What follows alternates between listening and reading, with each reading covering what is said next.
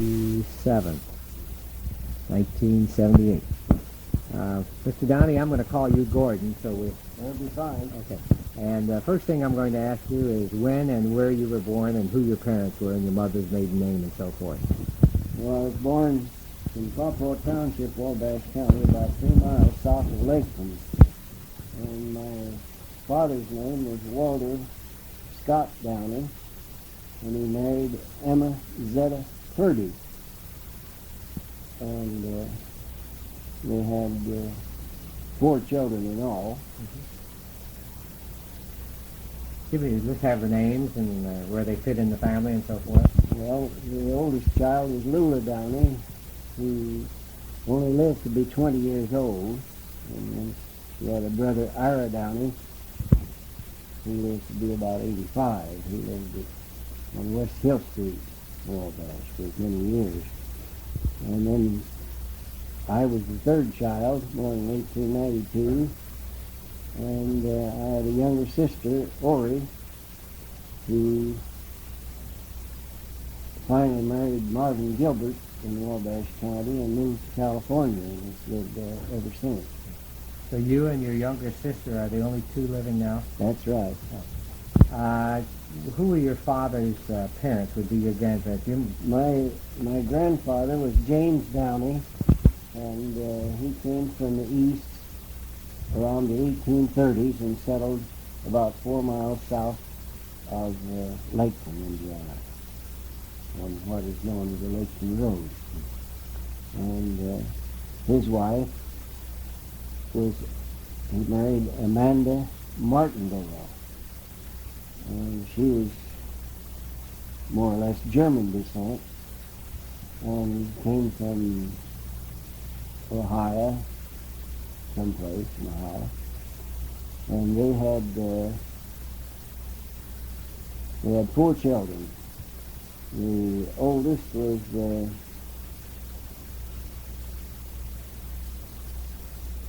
Mary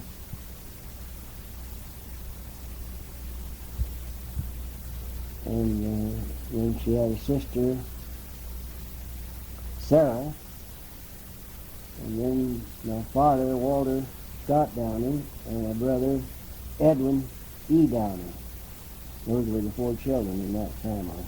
Now, on your mother's side of the family? On the mother's side of the family, there was about 8 children belonging to the Nelson and Julie Purdy union. And they lived right in the immediate neighborhood and raised all of the 8 children on 40 acres and 2 or 3 other children besides. Children that they had taken in board or yes. something? Yes.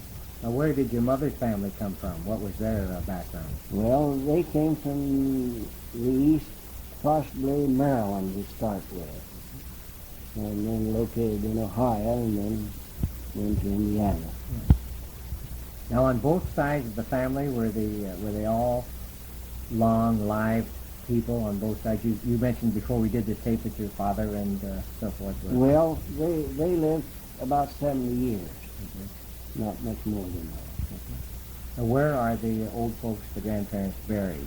They're buried near Lakeland, Indiana. The Downeys are buried at Lakeland, and the Purdys are buried at what we call Half Acre, which is about 7 miles north of Wabash. Do you remember your grandmother and grandfather on your father's side, the Downey grandparents? Oh, yes. What do you remember of your grandparents? Well, the reason I remember them, of course, there were 2 houses in the same yard, and so we were in close contact all the time. Well, you lived on the same land? Farm, yes.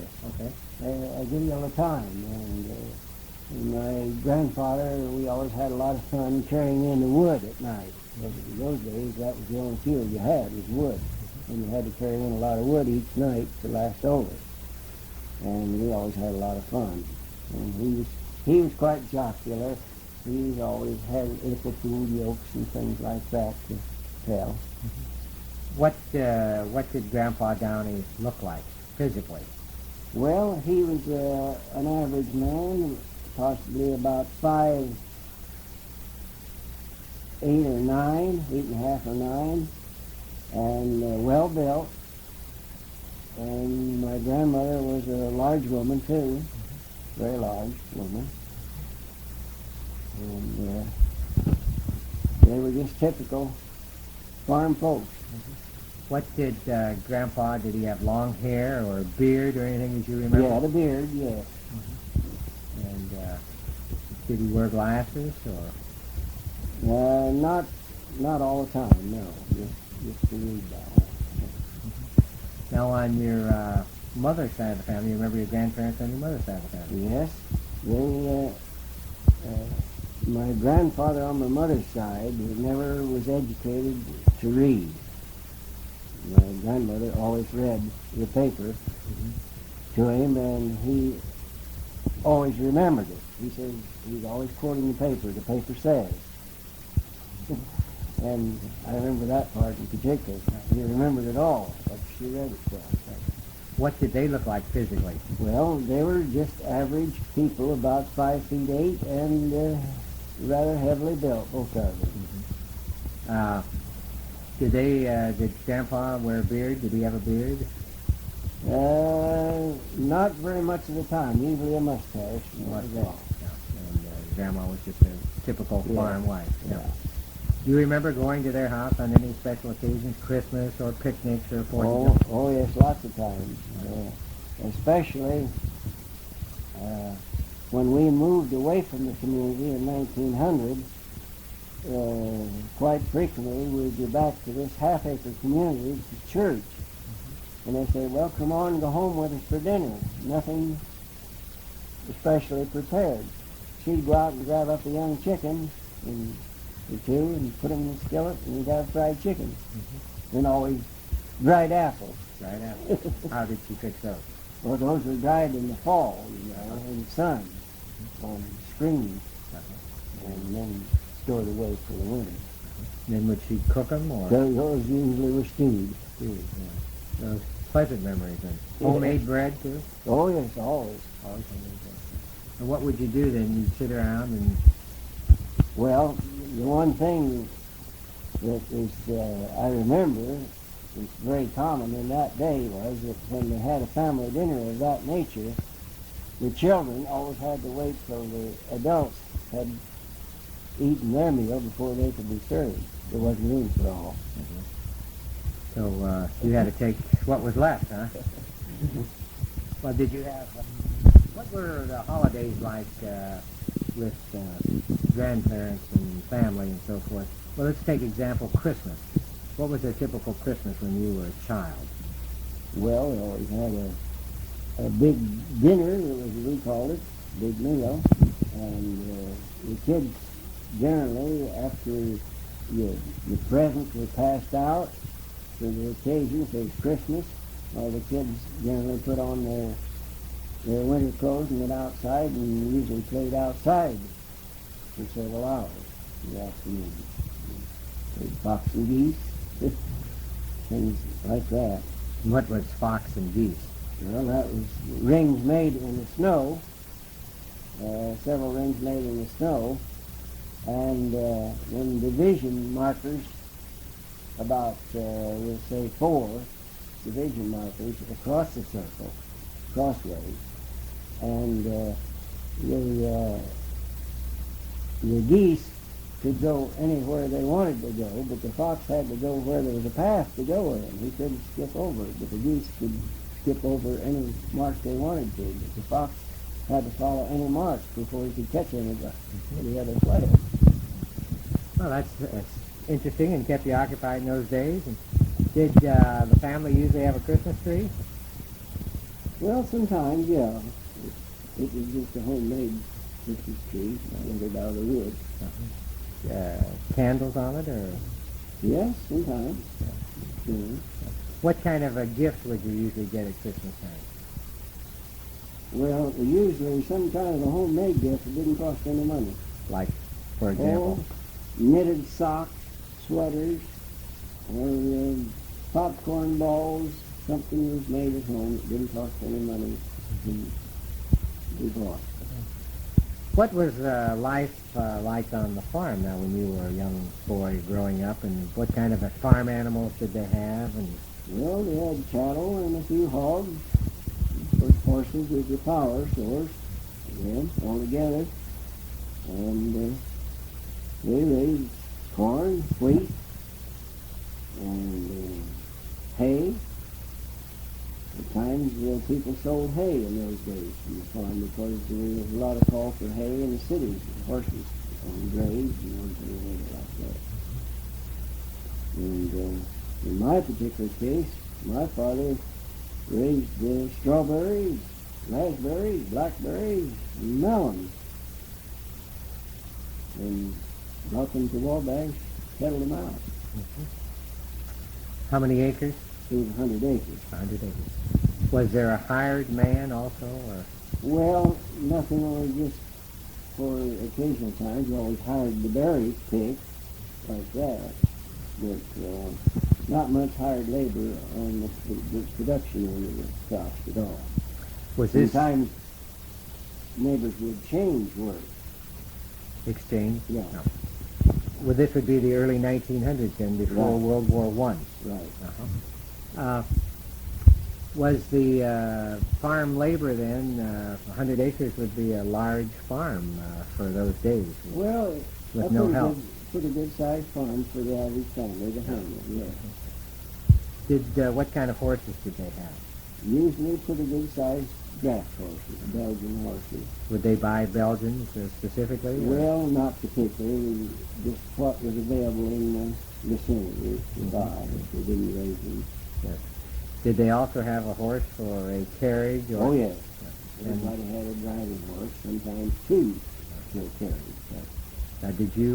Did your father have a pair? Or? Yes, we had a pair of dapple gray horses that we used for the carriage. We also used them on the farm, too. Mhm. You used them on the farm? Did Yeah. the farm work? They were lighter horses. Or was that common Very common. to do it in those days?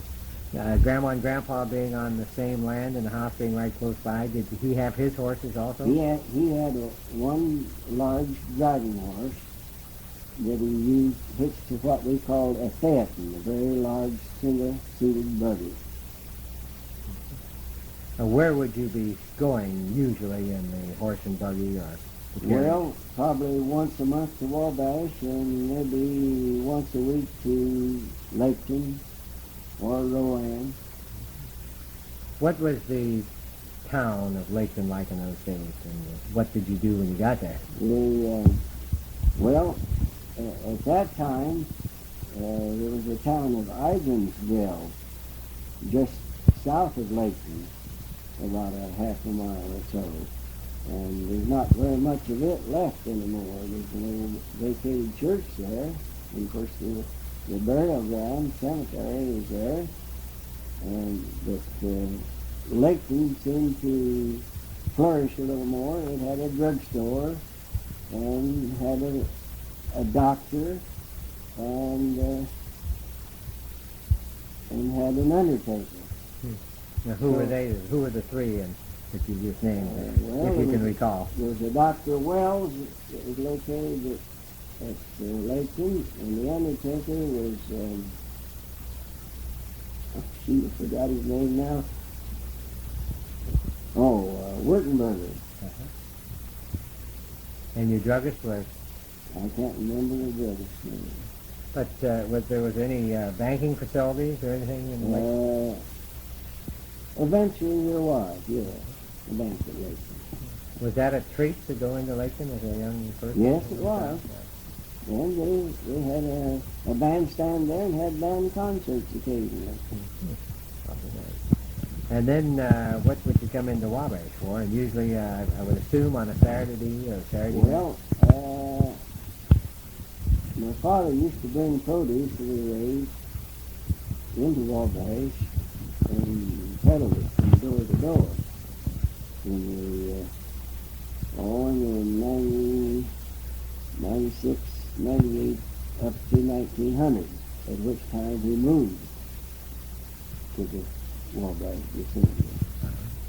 And then Continued to raise produce. where?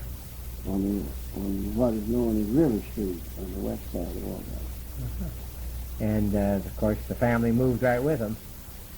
Yes, my older brother Ira and Lula graduated from high school at Lakeland in 1900, and they came to Wabash and got a job on the newspaper, which was operated by William H. Sharp at that time. And you were still in school then? Well, I went to school at the south side where the present fire station is for 2 years.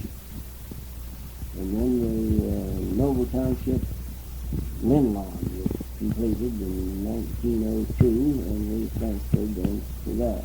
It was located just west of Wabash, south Wabash, about a mile. You graduated? I graduated from that Lynn Lawn High School in 1910. 1910. Did you, anything outstanding or anything happen in high school? Were there any athletics that you participated in? Oh yes, we played basketball and baseball, but we never did very much with football. And we traveled to all the communities in the county, like Lincolnville and Rowan and La Grove, and competed with their teams. And of course we had to drive a horse or ride a bicycle To get there? to get there. Right. Were you riding the school hack in those days?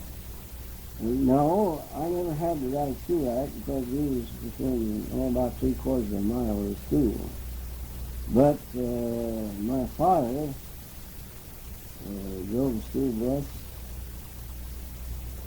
pulled by horses for, I expect, about 22 years. At Linlaw. Linlaw, yes. But you never had to ride the bus? Only when I was substitute driving the bus, then I had to ride it. Did he sell the farm, or did the farm belong to up in Laketon, at Laketon? That belonged to my grandfather, and it was sold after, a good many years after he died. But he left the farm then to come and start Yeah, on his he own. left that farm to start a truck farm here on River Street, just a small acreage, all kinds of trucks. Was it successful? Oh yes, he made a living for us at that. We had to help. Now you told me that your mother died rather young. 42. She was 42, and how old were you? I was about 15. 15, yeah. And is that when he made the decision to leave the farm? Or No. He left the farm in 1900. And what were the circumstances surrounding her death? Well, we had a shallow well, and only about 12 feet deep to a vein of water, and some surface water got in, and evidently got impurities in there, and she contracted typhoid fever. And she, after 11 weeks of illness, she died. My father contracted the typhoid fever, but he was a stronger-bodied man and was able to throw it off. Did this have an influence on a young man's life, 15 years old? Well, yes, in a way it did. I and my younger sister had to do a good deal of the cooking and housework from then on. She was 13, I was 15. And we always had to do that before we could go to school in the morning. Sometimes we had to run to school to get there on time. Sometimes we were late. Of what type of disposition was your father? Oh, he was a rather easy-going individual. And most generally pretty easy to get along with. And your mother? Well, she was a hard-working woman and was a very good cook. And that trait was passed on to my younger sister. She got to be an awful good cook. Do you remember the funeral of your mother then? Yes. And where was that, and what was describe that? And this would be great grandchildren or something be listening to our talk someday when you and I are gone. The funeral was held at what we know as a half-acre community about 7 miles north of Wabash. At that time, there was a church there near the cemetery. And we attended there quite often, so that's where the services was held. And it was in December. We had snow, and quite a lot of snow on the ground at that time. And always it was. I think they started out there to church probably about 9 o'clock in the morning and had the funeral before noon, and then about 1 o'clock I had an aunt and uncle that lived just east of the church, about a half a mile, and we all went to their house for dinner and came back to Wabash in the afternoon. Is there any resemblance in any of your children or grandchildren that resemble your mother? Do you see any resemblance? No. No, I don't think so. Do you see any resemblance of your father in any of the children? Yes. And grandchildren? Which ones resembled your father, did you think, closely?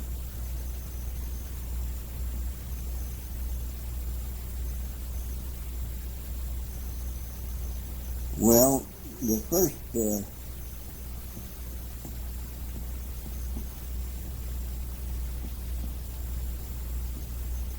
I resemble my father, maybe not as heavy as he was, quite, but about the same size otherwise. My brother was tall. He was over 6 feet tall and had black hair, which was like his mother had. But in any of your children? I only had the one child, yeah. Downy. Any of his children look like your father, do you think? Or resemble the facial resemblance of your mother? Well, there might be one of his children, the middle one, Lee Downey, that would resemble my father's son. Yeah. But that would be the closest. Yeah. Well, it gives everybody an idea what they look like and so forth as you look at it today. Well, what did you do after high school days? After you graduated? Well, I went to work where I could get money for any chore that I could do, try to raise money to go to Purdy. I went to Purdy in the fall of 1910 in electrical engineering.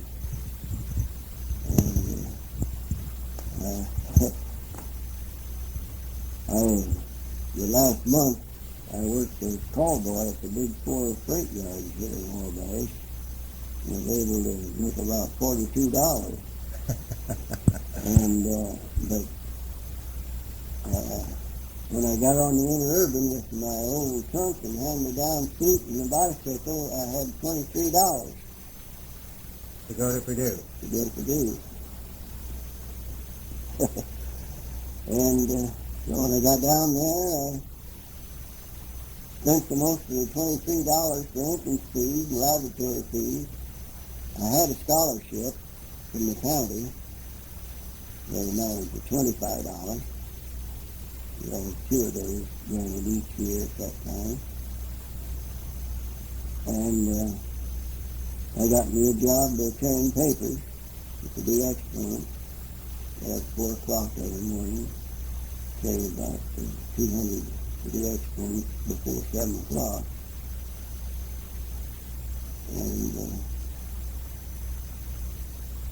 And I tried to keep my money pretty well together as much as I could. And I spent $110, including postage stamps. the first year, 1911. That book of expenses I gave to my oldest grandson, David, is the professor at Purdy now. You kept track of your expenses. Yeah. Did your father, was he able to help any? He helped a little, not a great deal, but he helped some. And where did you live, and what did you take for the first year? I entered the electrical engineering school. In the subject of it, I took German, English, and chemistry and physics, and what was known as shop, that was woodworking, and mechanical drawing, military drill. Where did you live? I lived with a cousin of mine as a roommate at her apartment because it was cheaper there than any place else. How much did that cost you? Oh, probably $2 a week. That room and board? No. My breakfast cost me 10 cents at a Greek restaurant. I got 3 wheat cakes, syrup, butter and syrup, and a cup of tea for 10 cents. That was a bargain. And then I liked to play basketball, so I didn't eat any dinner. I played basketball because there was nobody using the floor on it during the noon hour. And about 5 o'clock I came back to the Greek restaurant, had a slice of ham and German fried potatoes and bread and butter and a glass of milk and a quarter of a pie for 35 cents. Very good eating. Very good. So that was my food. How did you do the first year, scholastically? Well, the first year, I got a condition on my chemistry because I'd never had any chemistry before in high school. And most of the rest of the class in the city had chemistry, so I didn't quite make it. And that one, I had to take the exam the second year and pass that off, which I did. And what did you do the summer between your first and second year then? Towards the end of the first year, I signed up with the Scarborough Map Company in Indianapolis to sell state maps in the state of Wisconsin. We were selling what would normally be about a township territory in a small town in the center of the township. And the people in that vicinity were practically all Swedes and Norwegians, had families, and had bought their farms, went in debt for them, and were not going to buy any of the thrills of life until they got them paid for. They didn't have chairs, they had boxes to sit on at the table, and so after the second day out in the country trying to sell state maps to those people, I decided that I wasn't enough of a salesman to push the sale of the state map over to those people, which they didn't need a state map. They weren't going anywhere. So I came home. I borrowed $25 at the bank to take care of me till I could have commissions coming in. And that was money that was wasted as far as my next year's schooling was concerned, because I didn't get any good out of it. So I came home with this by the day, wherever I could get one. 50 cents, 75 cents a day. And before I went back to school, and I borrowed money of my brother. My brother was working in the government printing office in Puerto Rico at that time in civil service, and so he would send me a postal money order each month. I borrowed up to about $300 out of him that winter to go to school, and I didn't work in it that winter to try to make my living. Boarded in a rooming house close to the university. Did your grades get better? Oh, I don't know if the grades got any better, but the work got heavy. What happened to your college career at your second year? Was there anything unusual or outstanding?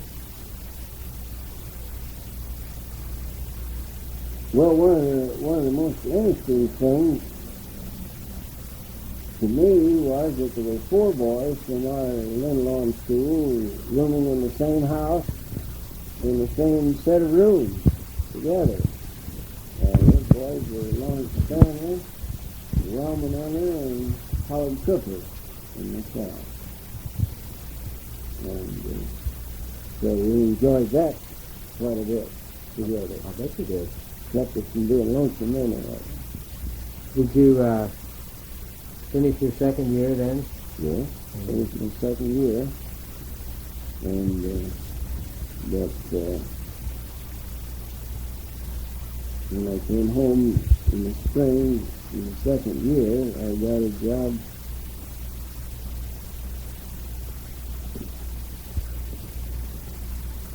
at what was known as the no, I can't say it. Wabash Cabinet Company. In the paper department. There was paper stock where they made files for cabinets for different cabinets. When I worked there,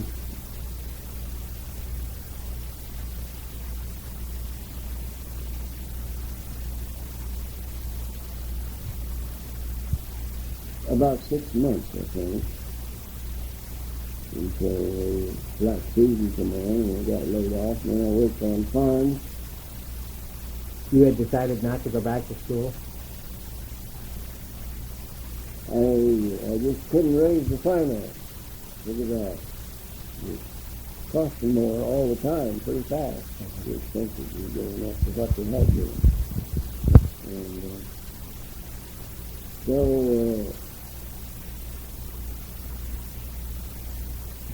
I worked the second year, of course, in the shop at Purdy, I had foundry experience. So I got a job in the foundry here at Wabash in March 1913, just before the 1913 flood.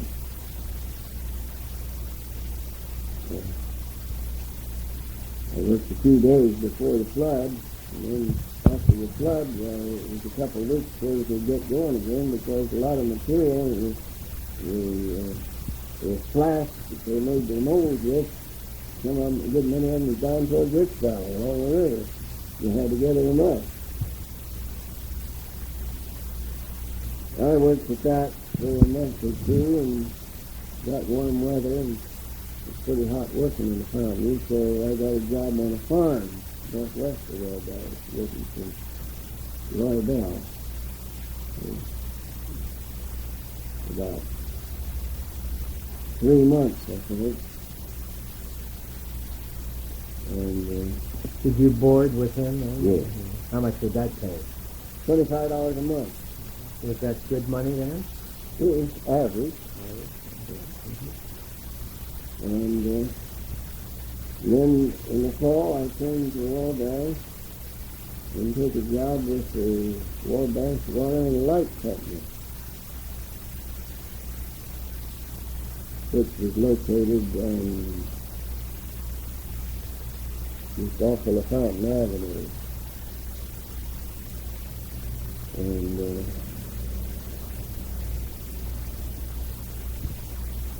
after a day or two in the headquarters building there, drilling holes in cement while they're putting me on a crew with Martin Wet wiring houses in Wabash. All of that work is what we call knob and tube work. Porcelain knob every 2 feet, and you tie your wire to that knob to keep it away from the wood.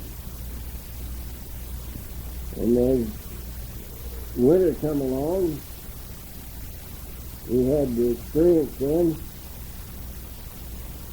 of putting electric motors in Yarnell Lumber Company's lumber yards.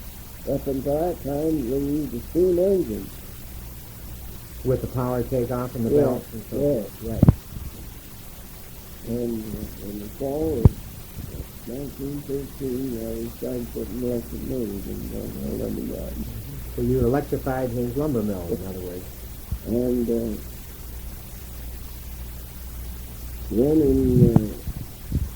in the spring of 1913, I took civil service examination for rural mail care out of the Wabash post office. 26 applicants took the examination, many of them school teachers, and I was successful in getting the highest grade. So I was eligible for any vacancy that occurred.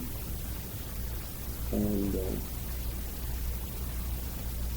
there were a couple of vacancies, one at Rowan and one at Wabash. But at that time they were being filled by Spanish War veterans. So it was about October 1913 and getting cold weather, and I was looking for a little better kind of job for the winter, so my brother wrote to Congressman George E. Rao at Marion, Indiana, to see what was holding up my appointment. And in about 2 weeks, I got notification that I had my job open. So starting winter, I started saying there, and what was known as Route 10 at that time out of Wabash. Went down the north side of the river to Rich Valley, crossed over and came up to Mill Creek and down through the prairie to the west end of the prairie, over the hills to what is known then as Blood Ripple on the Mississinawa River, past the College Corner Church, back north to Mill Creek, and into town on the Yankee Road. It was all dirt roads. Oh, there was a little job in place as well. And they would leave town at about 8 or 8:30, get back about 4:30 in the evening to the post office. And in 1914, in May, I bought a Ford Roadster. And I used that for the mail up until about Thanksgiving time. And when it's got so bad you couldn't justify using it. So I lay it off till spring then, from middle of May. What would you use in the meantime? Use a horse. Use a horse. Always a horse. And part of the time I'd use a horse of my own, and part of the time I would go to what was known as the Haynes Liver Barn on Quincy Street,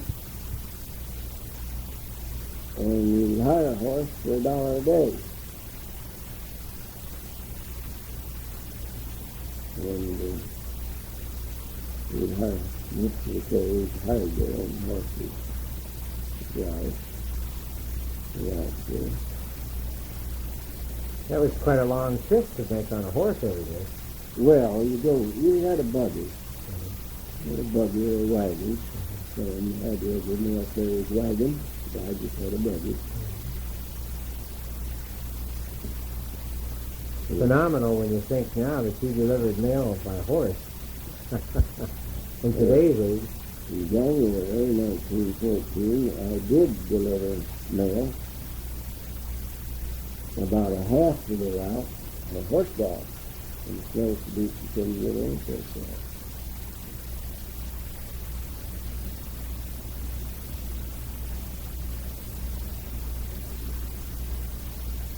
Those in the face of the present day mail carrier strikes that they're having, we got paid $1,200 a year and thanks to our own transportation. No gas mileage in those days. No gas mileage, no Social Security deductions, no pension money set aside. Well, that was considered good money. Yes, I could save a little money.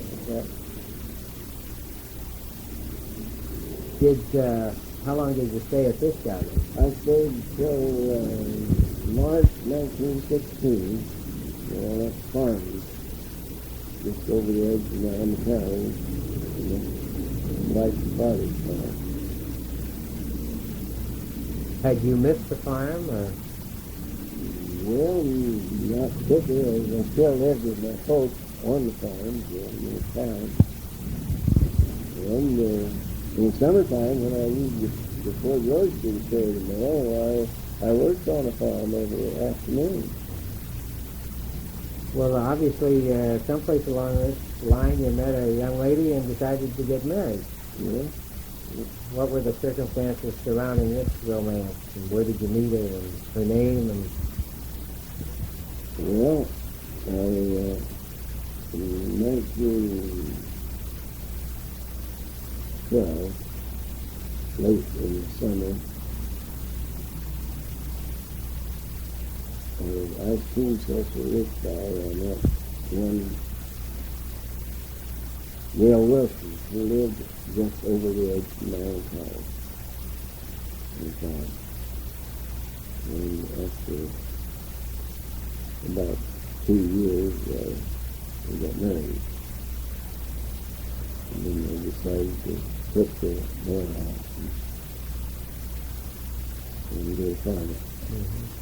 And you went to farm her father's farm? Mostly, yes. Was he still active, or? Yes. Yes. How were your in-laws? Did you get along with them? And, yeah, got along real well. Well, how was it starting up farming then in 1916?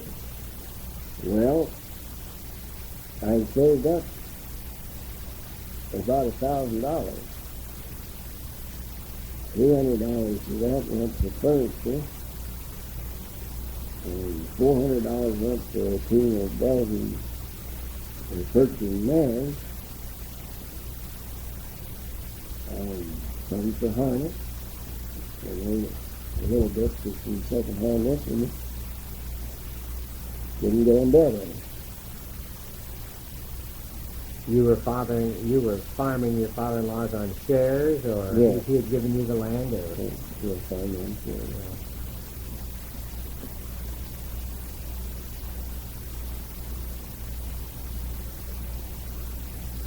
Was there a house on the? Well, he had a house there. So you started in, and World War I is just about ready to begin. Right. And what happened? I was drafted. You were drafted. And got as far as my physical examination. Mm-hmm. And it looked like I would have to serve. And, but in the meantime, we had one child, a baby, and late in August 17, the draft board changed my classification to A1, agriculture. So, my father-in-law then bought 120 acres in Walsh Township then in September 1917, and we moved on to that in March 1918. And on that, we didn't own that time until 1954 in moved to town.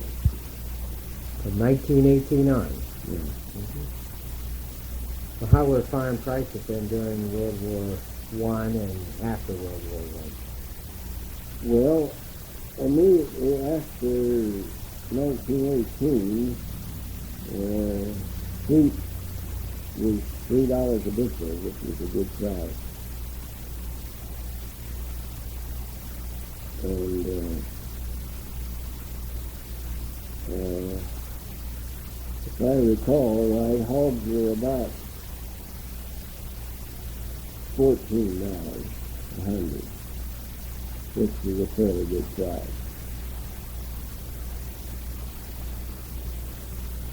And corn, I think, was about $1.35 a bushel.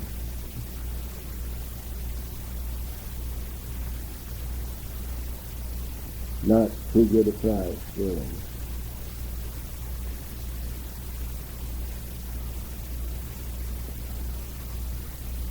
And from then on, wheat and grain got cheaper by a bushel until 1930.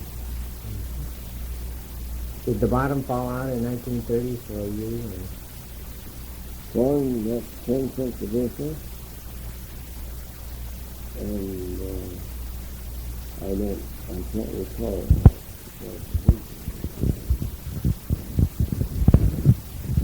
Equally low.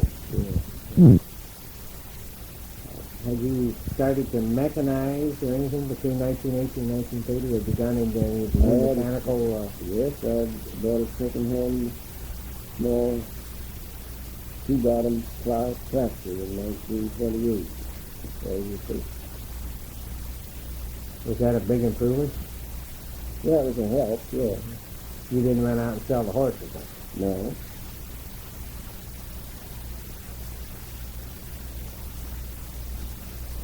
Well, the family has grown by one, and you're living in Walsh Township, and here we are. You've been farming there for 12 years. Now all of a sudden the bottom is dropping out of prices. What do you do?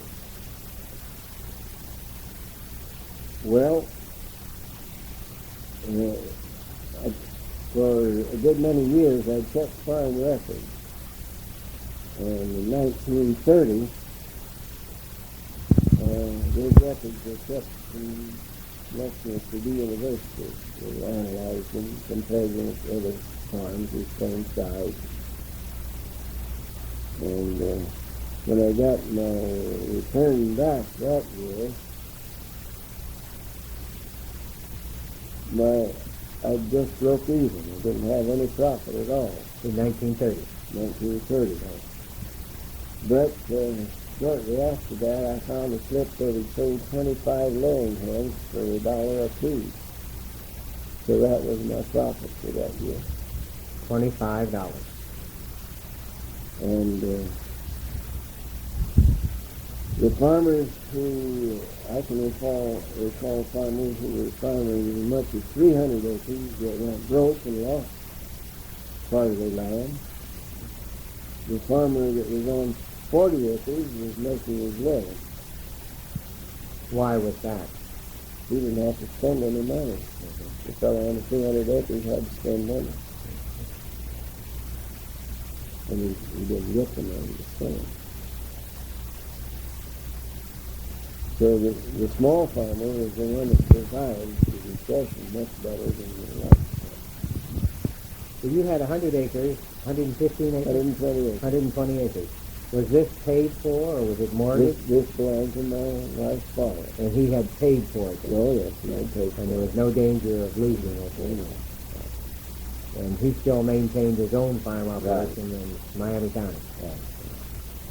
There were several young farmers bought farms in 1918 and 19, and the bankers advised him to do it, and even went so far as to take a second mortgage on the farm. Very few of those survived. I know of one man out on Church Street who paid $300 an acre for the land. He survived. It took him about 20 years to pay that off, and about the end of that time, then he died. Mm-hmm. Very few farmers survived the second mortgage, because it just took too long, too many years to put out of it. This man, who survived, he got into the 50s, you see, in World War II. Before he could pull out of it? Yeah. Well, how are you worried financially or anything at this time? 1980s, with prices dropping? No. And only making $25 in 1 year? Of course, we had a pretty good living. The guys, me. Are you buying anything in those years? No, I didn't buy any farm until 1936. What made you so optimistic right in 1936? Well, I saved up some money from the 1930s on up. I saved up some money. There was, right in our neighborhood, there was no land for sale. We were just pretty good farmers in that area, and they held on to what they had. Nobody died, no estates to settle or anything, and very little land changed hands. So this farm I bought was in Huntington County, and pretty good land. I had it a year. I improved the building, painted it, put a hired home on the farm in 1937. With a team of horses to farm the ground. I helped him farm. And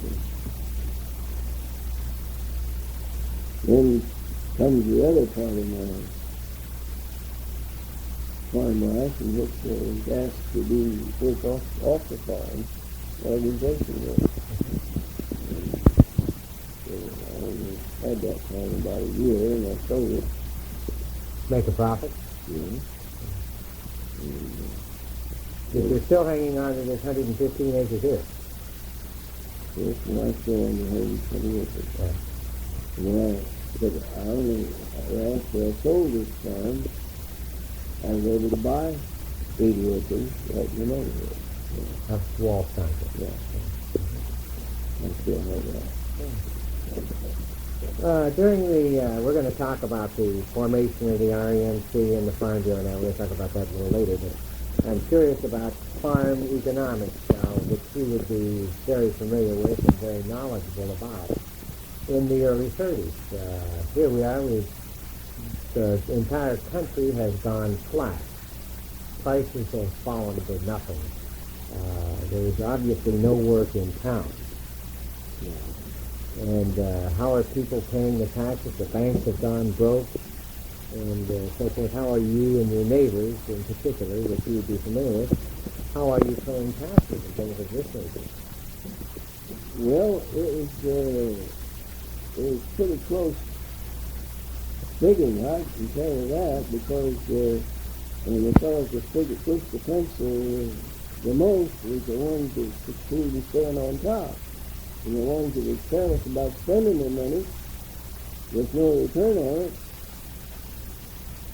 were the ones that didn't succeed and finally sold out. And for that time, after a few years, there was some jobs coming up in town. And as that time progressed, then usually the younger farmers in the neighborhood started to buy in the land where the fellow lost it. Did many farms change hands in those days? Well, yes, quite a few.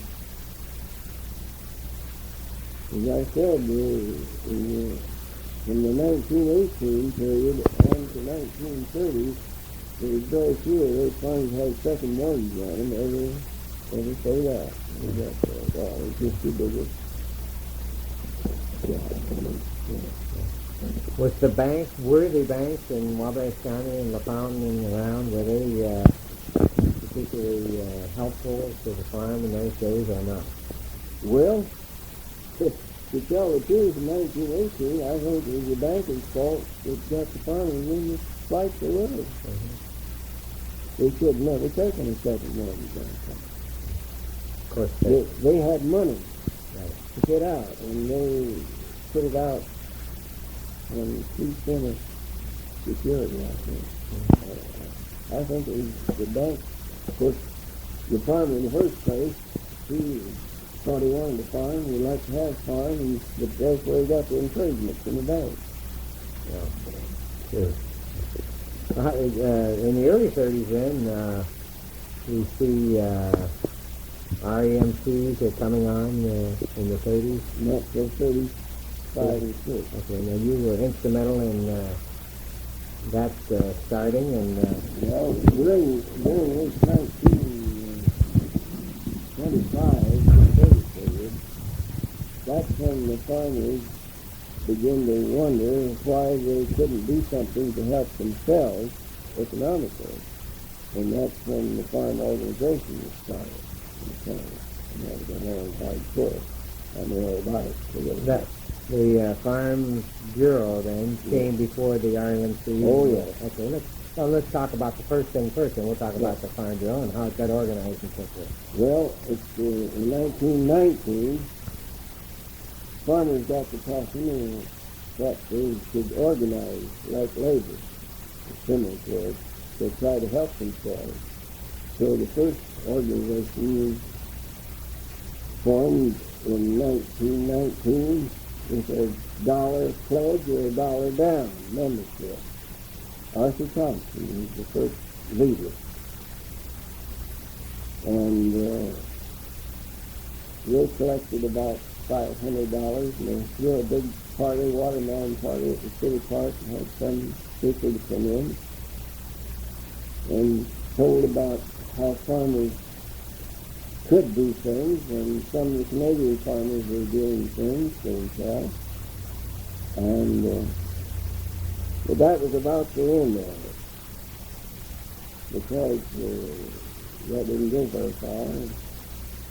And but the organization didn't die.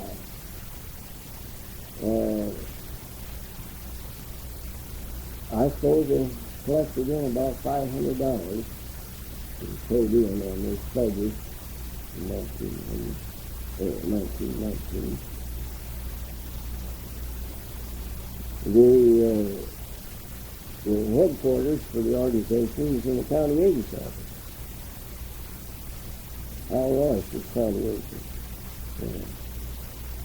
And so it come time to have an election the next year, so Arthur Thompson says, well, I did it this year, so somebody else take it. So his neighbor Oliver Scott took it for a year. And they usually had one man in each council. And I got into it at Somerset and West Township about 1921, chairman down there.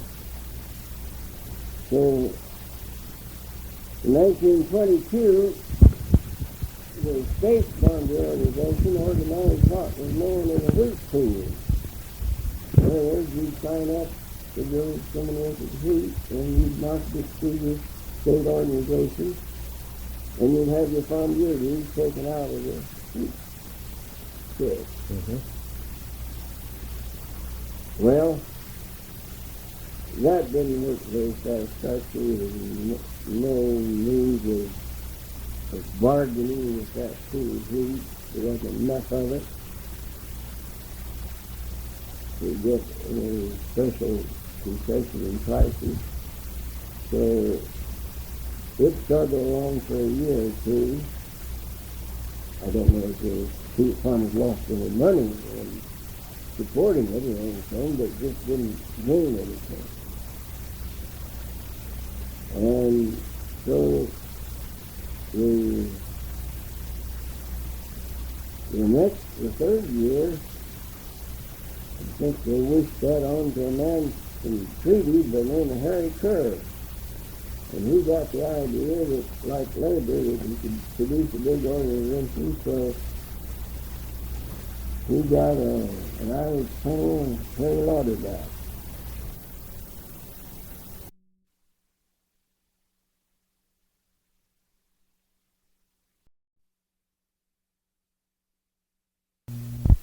Part 3 with Gordon Downey. Gordon, we were talking now about the organization of the farmers and so forth, and we got as far as Harry Lauderback when we were interrupted by our tape running out. Well, as I said, it did produce a lot of interest and entertainment for the farm people, because during that period, farm people didn't go to the picture shows in Wabash because they didn't have the money to spend. So any free entertainment of that nature, they were glad to take in.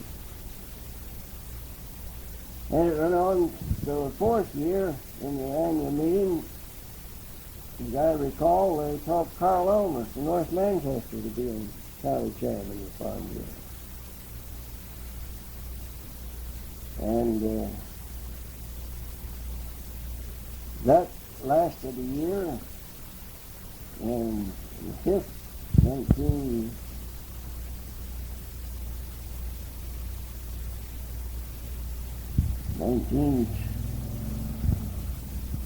year not for the year 1925, they selected banker John Logan from the Fountain. A banker? Yeah, and a farmer. Yeah. He owned farmland. And he traveled over the county trying to get larger membership, more interested farmers. So at the end of his term of office, they pointed their finger at me to take over the chairmanship, and they put Leroy Eppley in as Secretary of Treasury. And we decided that 1 year at a time business wasn't accomplishing anything for the farmers as a whole. We decided that we were going to have to render some kind of service for a $5 membership. So we sent Leroy Eppley over to Dark County, Ohio, to see how they were working over there. They seemed to be successful. We came back, and one of the first services that I recall, at that time, the farmers were buying clover seed of European origin, and it wouldn't stand the winters here. So we bought a carload of grass seed, brought it in on the interurban car from Indianapolis, and just give it out to the farmers there at the interurban station in the spring of 1926. That was one of the first services that we rendered. You were selling it to them? Yes. Yeah. Aimed not to make any profit, whatever it cost, whatever we sold it to them. And that was a service, because from then on they could have clover that would carry over during the winter months. It wouldn't freeze out. And at that time, when I took over as county chairman and Roy Eppley as secretary treasurer, we had 42 paid up members in the county. So And then a little later on, he ordered some poultry feed and supplies at his farm west of Spikerville and had to put in there, and people come there and got it. And then in the fall, we sold coal and fertilizer in the farm bureau. The idea was that previous to this time, we had bought fertilizer with a lot of filler in it, which didn't help the crop any at all. And so we bought higher analysis fertilizer. And a lot of the farmers were doubtful. They didn't think they could cut the amount down in the drill small enough so that they could get it on evenly. But it worked out. And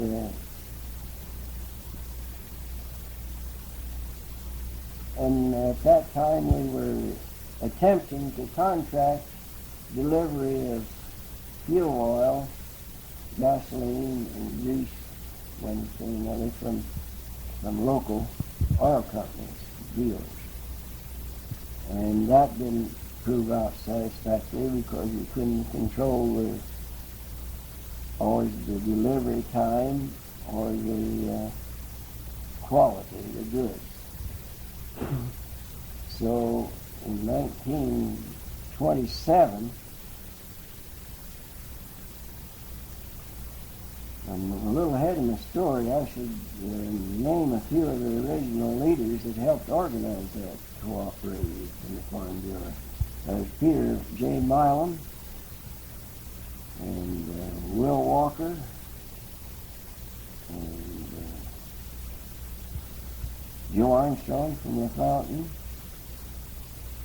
and I think Harry Early, west of town here, is one of the original leaders, myself included. And we opened up a store on South Miami Street, what was known as the C.E. Smith Feed Mill. We had closed it up, quit business, and we leased that and opened up a store there. And Roy Epley was placed as manager of that store, and we unloaded feeds and seeds, vine twine, commodities like that there, and the farmers come in and purchase it. In the spring of 1927, the board of directors had a meeting and closed the blanket bond and established the Farm Bureau Oil Service.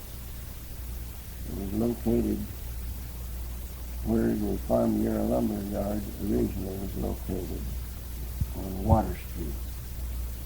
The tanks were located there at that time. And we continued to be there for a few years until we were moved on South Huntington Street for safety reasons. In 1928, the state organization established our own automobile insurance company. And you had to be a farm bureau member in order to get that service.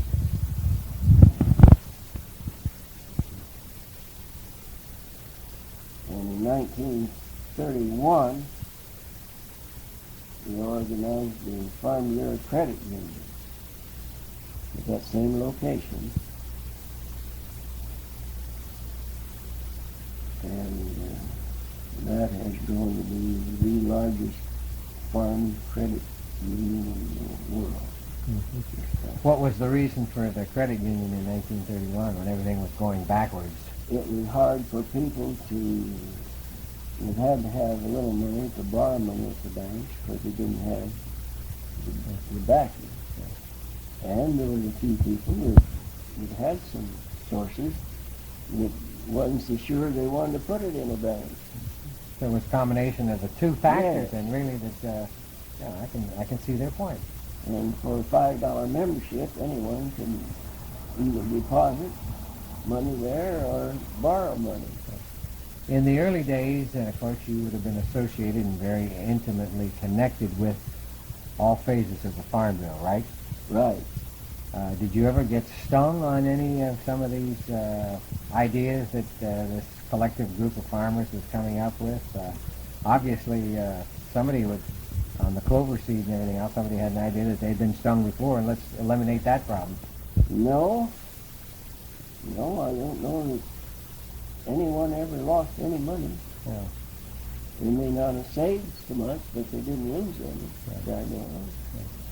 But would you say it was conservative management? Yes, very conservative.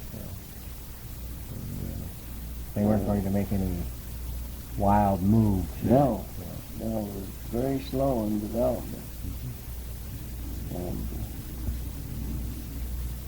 now, on shares of stock in the early days, were the members allowed to have more than one share of stock? yes, there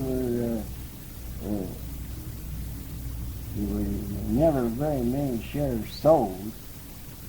If there was a saving in the handling of any of the commodities, then the farmer was issued a refund, a share of stock or shares of stock in the way of a refund. And at that time it paid 3 or 4% interest. And money was left then for expansion purposes. Accumulated, yeah. Well, then they broadened their services to a hatchery and with Any number of services from then on. And it was constantly... Finally, I think about the early 30s, they started in farm machinery. Added that service.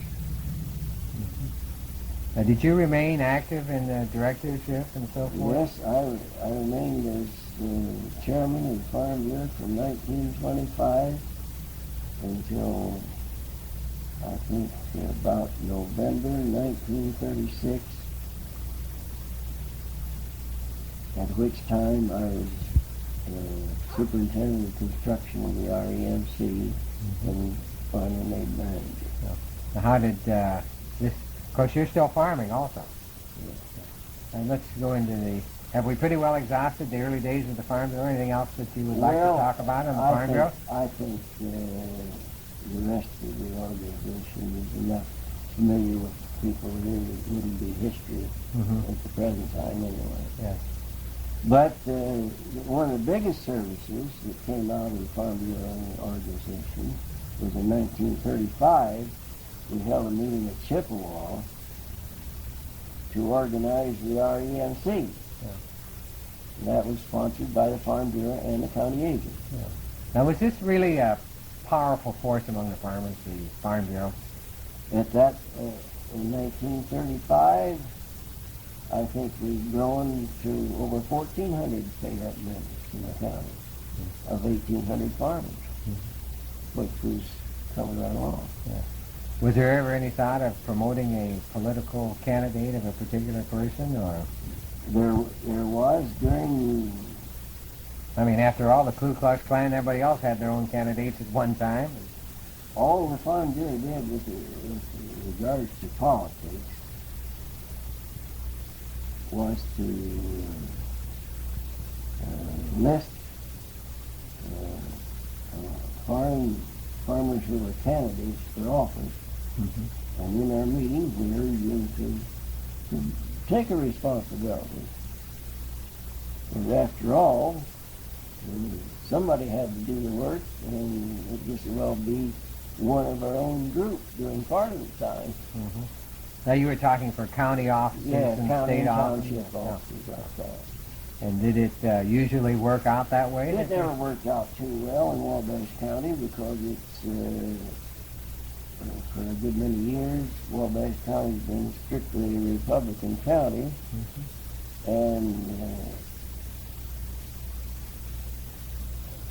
And you take Chester Township, was a township that was pretty much went all one way. and there were a lot of drunkard people up there, and they had the nature of going in groups that way.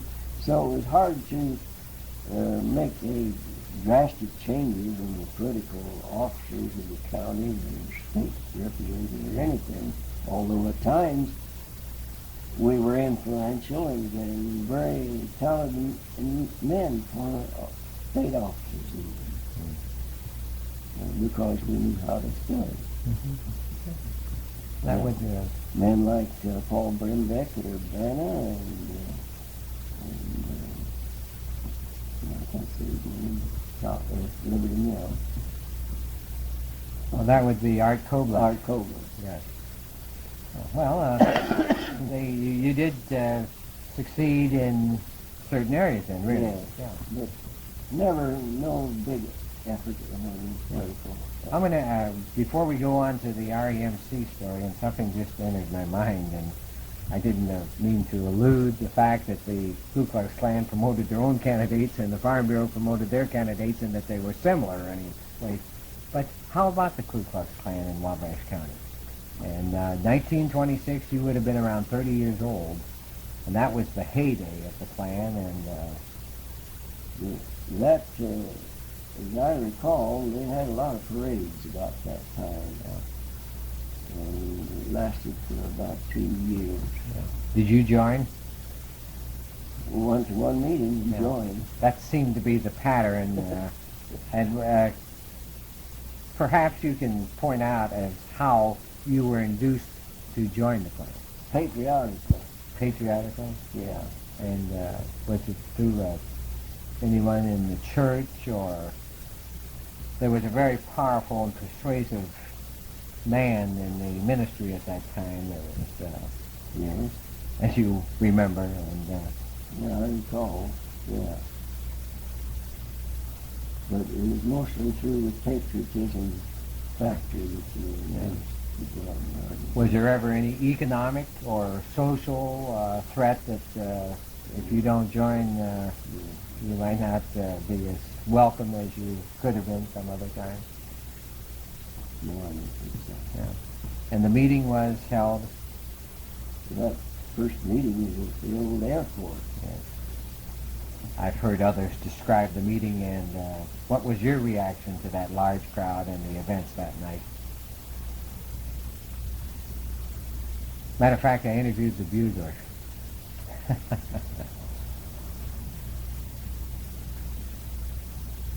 Well,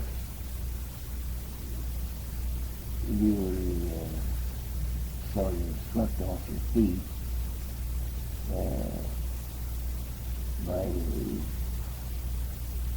numerical figures that were quoted.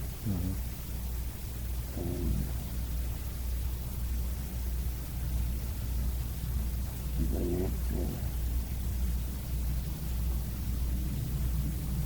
it didn't go very far.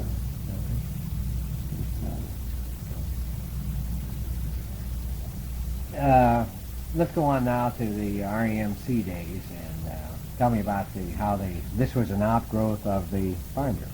Well, not necessarily, but the opportunity was offered by the federal government to loan money to cooperatives who were willing to organize and build their lines and service themselves at a low rate of interest.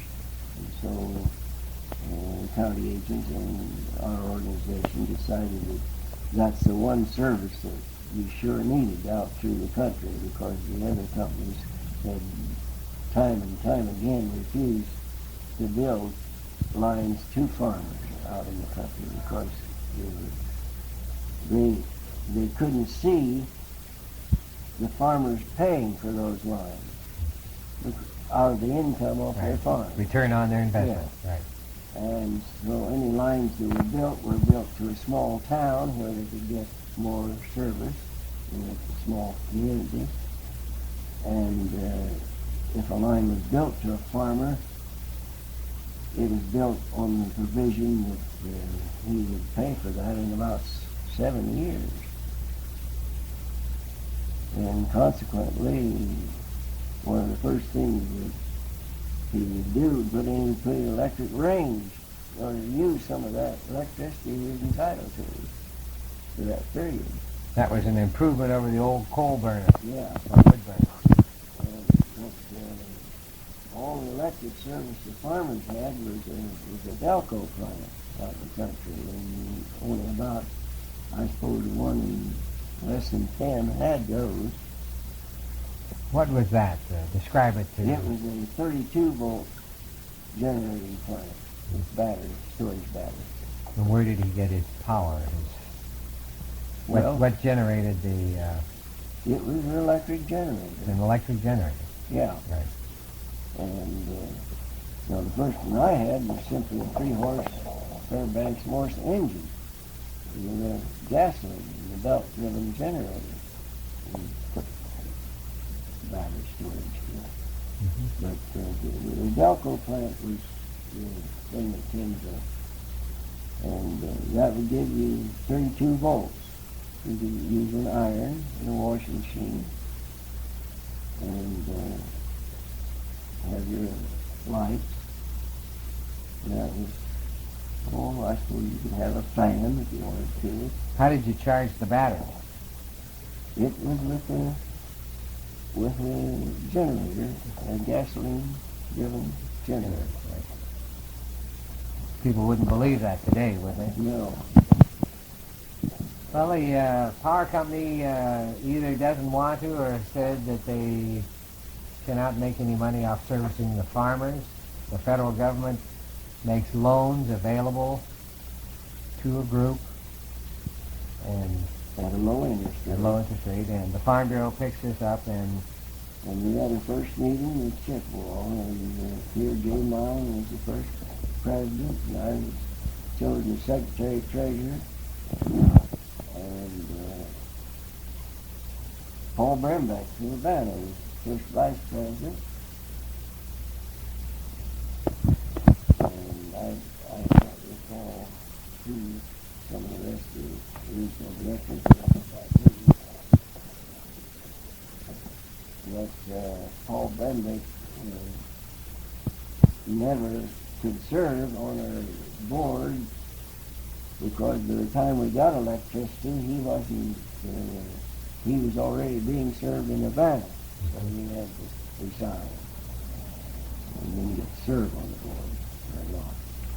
But during the period of June 24th, 1935, until April 16th, 1936, we were in the process of getting our organization, getting people to invest $5 for a membership in this government-sponsored organization to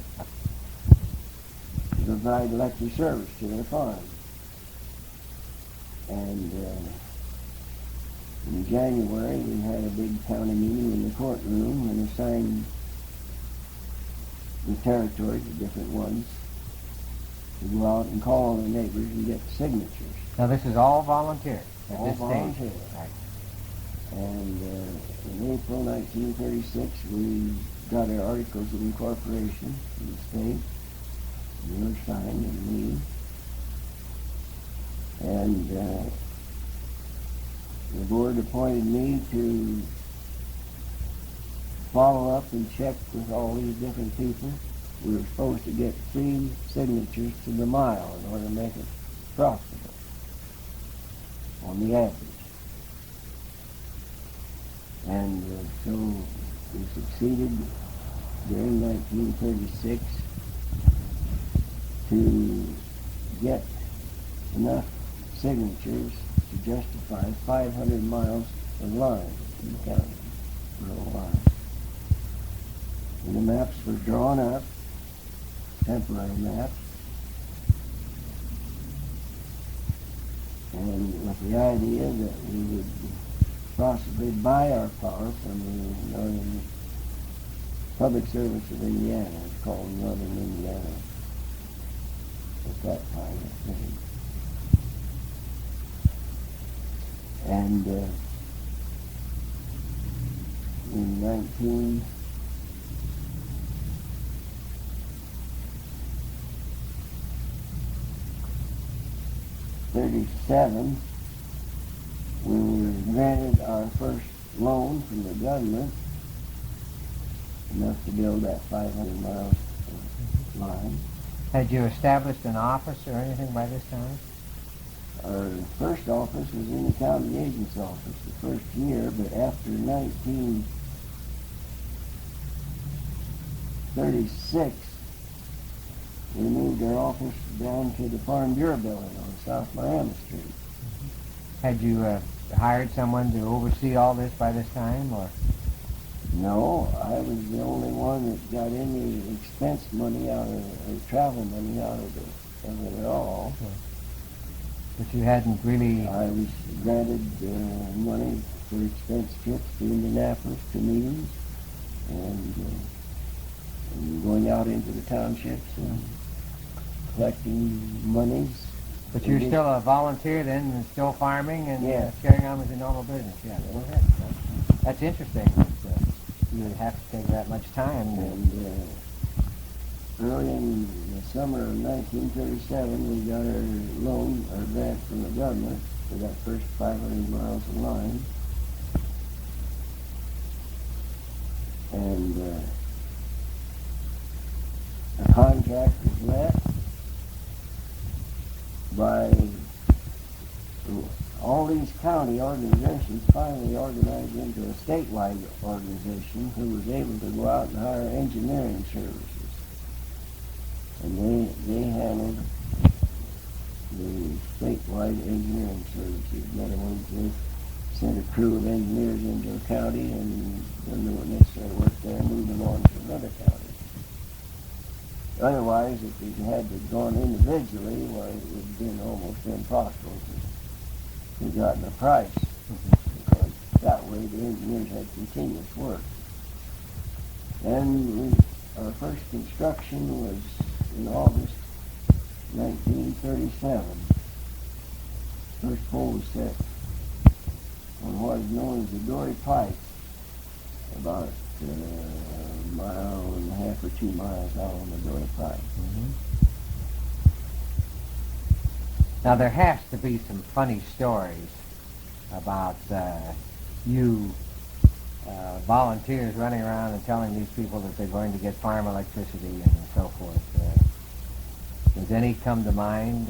Well, I can you just naturally maybe see a little opposition someplace along the line, and that came from dyed-in-the-wool Republicans calling it a New Deal proposition.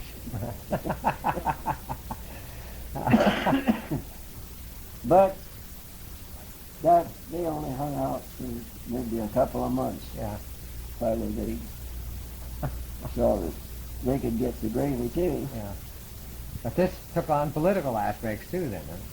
Well, not much, really.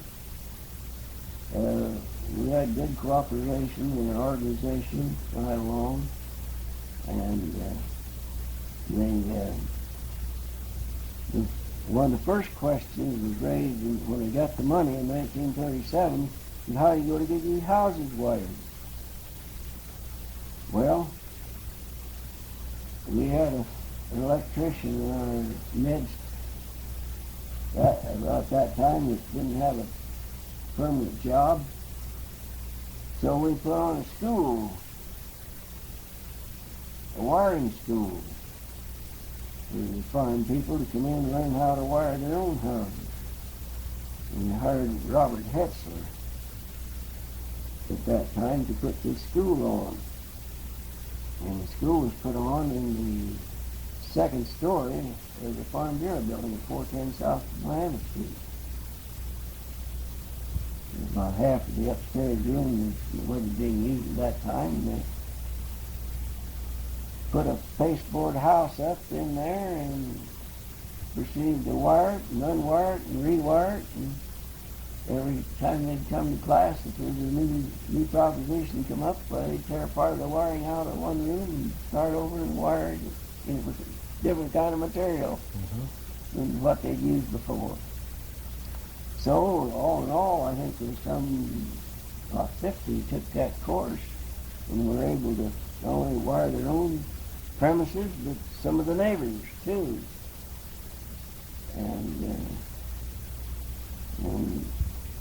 Montgomery Ward had a store here at that time, and they sent in some crews and sold material and wired houses.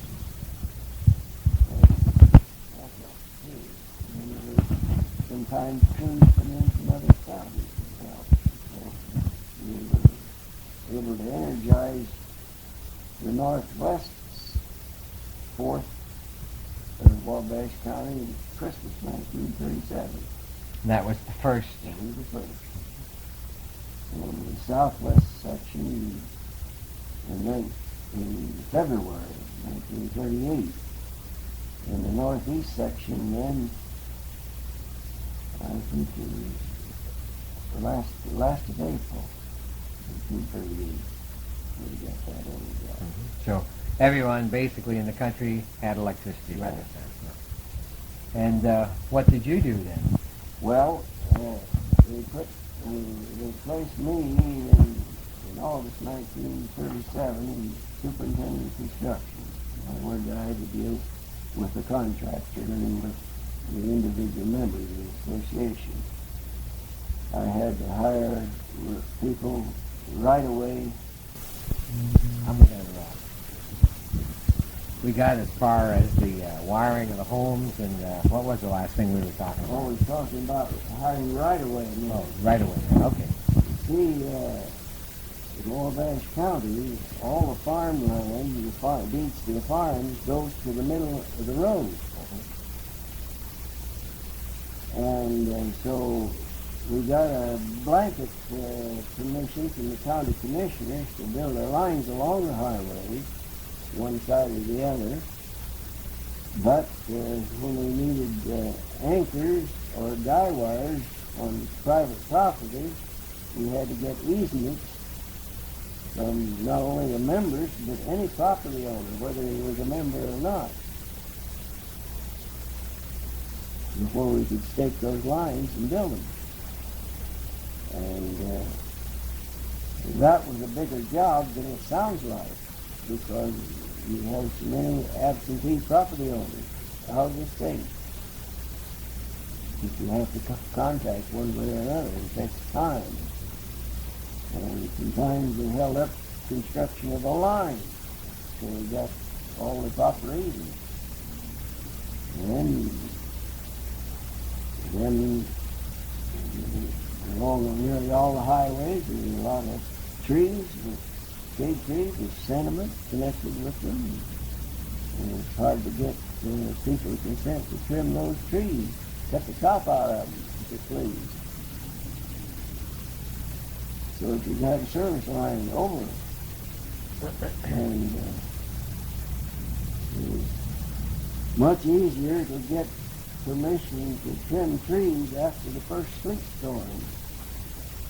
After we turned the service on and had sleet storms, then they could get tree trimming permission. Pretty easy. Did you ever have to go to the court for eminent domain or anything like that? No. On lines or no. None of that? No. And, but it started out with one right-of-way man, and before 3 weeks was up, I had 3 right-of-way men. And we couldn't keep ahead of the contractor then, because they build 5 miles of line a day. In August, in September, October. So it was quite an undertaking. The utility company wouldn't do things that way. They'd have everything all cut and dried before they set the first pole. But you weren't doing that. No, we had to do it a different way and learn how to do it that way. Now, as they were laying placing these lines, were they also running services to the farms at the same time, or? Was that a separate operation? That was a separate operation. They built the transmission line first, and then the contractor then would place the transformers on the poles and run the services to the house location afterwards.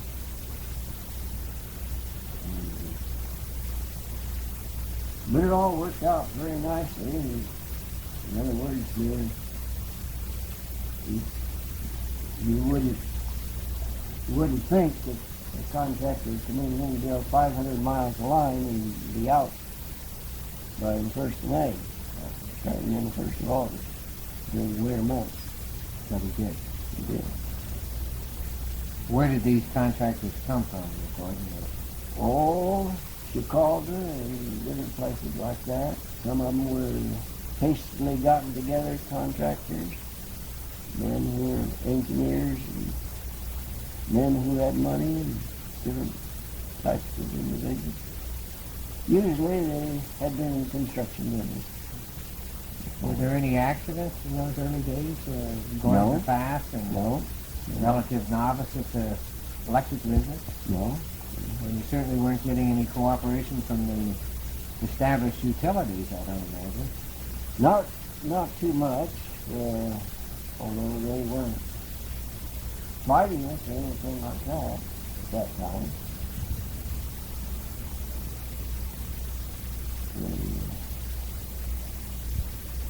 Lawrence Evans, Jimmy Evans, we call him, was the manager of the local company at that time. We got along very nicely.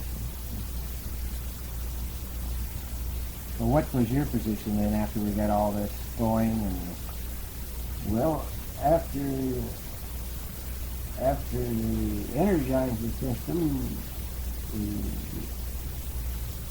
1938, where the board of directors placed me as manager of the corporation, which was the position I held for a period of 10 years.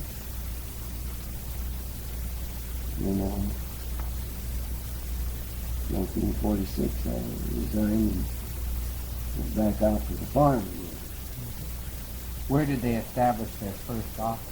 The first office was 410 South Miami Street in the Farm Bureau Building. And then from there, From there, Dr. Baker, the veterinarian, on the next door, prepared a set of offices for us in this location.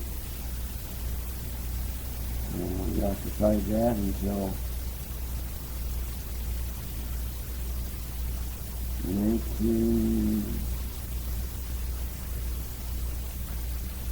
1945, when we went to the corner of Market and Cash Street. that was the old Lutz. The old Lutz home. Yeah. Directors bought that property at that time. And made that into an office space and also a garage and workshop for men, linemen. And we also rented part of the space to our head lineman, Ed Kennedy. He lived there in the house. Well, that worked out conveniently, didn't it? That's the present site of the Francis Slocum Bank. Right. All right, in 1948, you spent your career then? 46. 46. I You resigned and went back out to farming. went back out to farming. Let's see, how old would you have been then? I was 54 years old. 54 years old. And how many acres are you farming now? It's got the original 115 acres. You've bought 80 more acres. Have you added to that? Oh, yes. I bought 219 acres in 1942 and 3 for the Son Waller land. So roughly you're doing 400 acres by this time. Yeah, I'm pretty sure that. against the additional land the charge us about 240 acres additional. And what has your life been since stepping out of the business world and back into the farm world? Well, I farmed in 46 until my retirement in 67.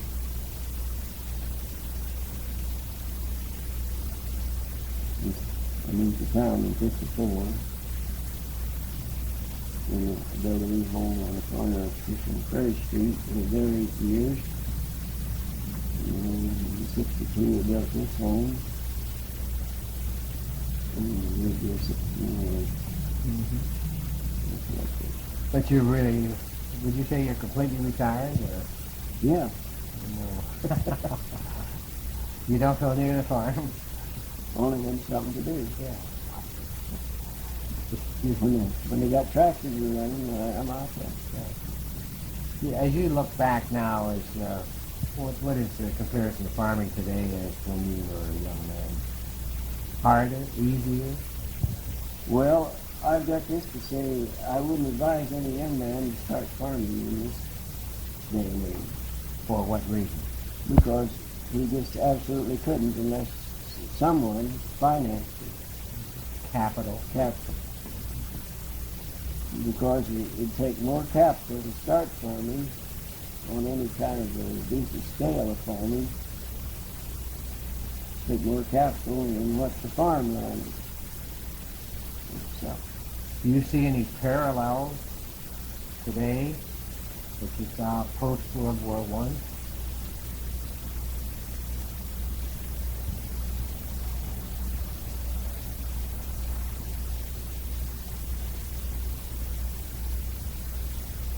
Well, the same parallel exists today that existed back in World War I with respect to the control and the manipulation of the prices of farm products grown on the farm. You see that as a bigger threat than farm financing or... Yes. Do you really? Yes. The manipulation of prices is a bigger threat than the man in that post-war era offering the second mortgages Yes. and paying the inflated prices for land and so forth. You see, the number of people engaged in farming is so small now compared with what it was in 1918. That numbers-wise, the farm people have no influence or no control on the price of their product whatever. Absolutely no way. And the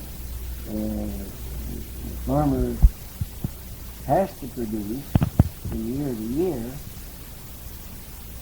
He can't cut his production 50% this year and raise it 40% next year. You can't do business that way. Now, General Motors, they can increase their production or cut the production, whatever they want to do, anytime. But the farmers can't do that. And even if they could, they would be called all sorts of names because they wasn't producing feed for the hungry people all over the world. Another point that you and I were talking about before the machine was on your father and second marriage. Now, your mother died when she was 42, and then he remarried when? In 1911. 1911, and his second wife's name was? Her name is Anna Dyer. How do you spell that last name? Duyer. Now, did he outlive her then? Or No, she outlived him? He died in October, and she died in January following that. Did they have children? No. No children. And what was your relation then with your stepmother? Of course, you were to do by this time and everything else. No, in fact, when my father went to the hospital before he died, she was already a bedpatient. She was sick before than he did. Yeah. So how did you get along as a young man with your stepmother? Just fine. Your younger sister? Yeah. That got along good. Oh, that's good. How about going back again now, what religious influence or what religious persuasion was the family on both sides? And were they active in the church? Your father and mother and you? My father and mother were active in the church. That was known as the Christian church in the early days. There were different kinds of Christian churches, but they attended the Christian church. At Laketon or? Half Acre. At Half Acre. Well, originally my father attended the Christian church before he was married, but I did. That's the one that's empty now. Yeah. And then at Half Acres where and the children were expected to participate in the functions of the Christian church. Since I was very small then, less than 8 years old. Did you follow this persuasion all your life then? No, when we moved to Wabash, I attended the Young Brethren Church and the Friends Church. And we were united with the United Brethren Church in Rich Valley before we were married. Is there anything that we've missed in covering some of our stories? You know, I'm sure you're just sort of vigilant. I forgot that. Well, about 2 years after, 3 years after we were married, I guess, we changed our membership from the Rich Valley United Brethren Church to the College Corner Church of the Brethren. Went into that in 1920. We've been members ever since. And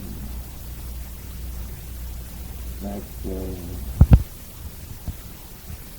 I've been a deacon, and my wife was a deaconess since about 1922, I think. I see you had one son. Walter. Was what kind of a child was he growing up? Just an ordinary child. He was good. Like we thought he should have been treated. If he needed spanking, why we gave him spanking. He was paralyzed. So it was just a normal child and normal mother and father. Yeah. Nothing unusual. No, nothing unusual. You know, you had pretty good health all your life. Right. Never sick. Never been sick. Your hearing is good. Wear glasses? No, only just on the occasion. Fine print. That's remarkable. Took my driver's test last week.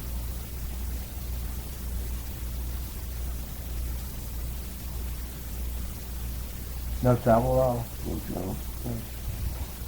Would you have anything that you should say possibly to the grandchildren or great-grandchildren that will be listening to this tape someday after you and I are gone?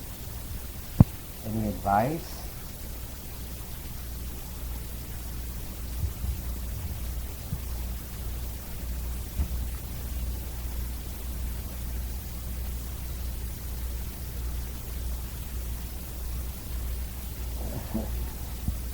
I'm afraid the advice that I would want to give them wouldn't suit them, because I grew up in a very conservative home, and I've always lived in my own conservative home, and never have spent a lot of money for things maybe which we didn't need. And in other words, when we started our family life after we were married, we bought things as we could. We didn't go in debt for any of them at all. And nowadays, nearly every one of the young people who get married,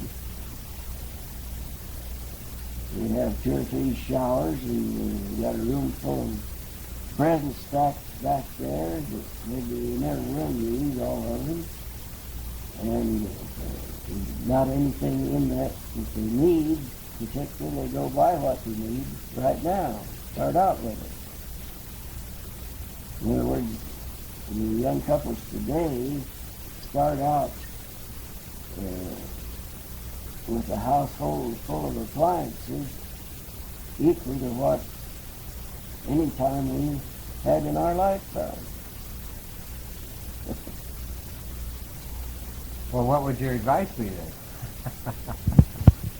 Well, as I said, it wouldn't be good sounding to any of the younger generation at all. They're not brought up that way.